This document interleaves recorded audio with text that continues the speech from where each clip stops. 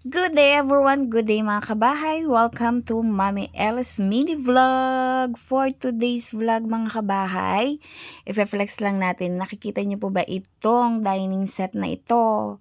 Aba, 20 years old na po itong dining set na ito. So ito daw po ay made of Nara wood.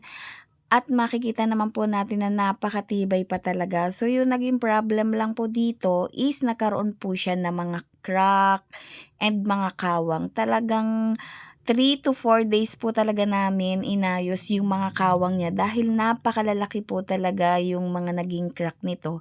At yung mga main problem po is yung mga paa is nag-uuga na.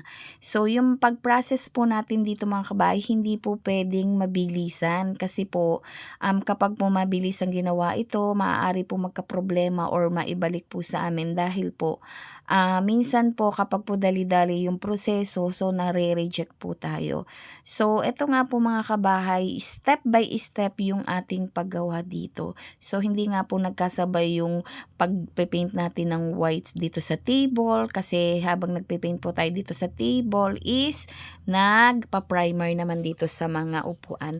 At sobrang matiltil po ang ang ganitong klaseng furniture. Lahat po ng mga bitak-bitak at butas-butas is kailangan tagpian po siya.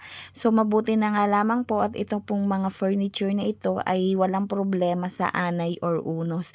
Ang naging main problem po talaga is yung paint, medyo pangit na, at saka po yung bitak-bitak. So eto na mga kabahay, nagkakaroon na tayo ng progress. So nakikita na natin yung pagka-new look ng ating dining set. So eto na mga kabahay yung ating finished product.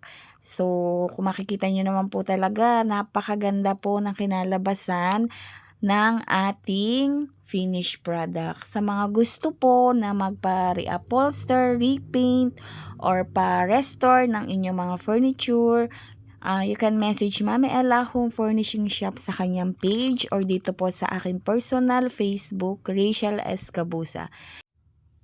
Thank you everyone. Thank you for watching.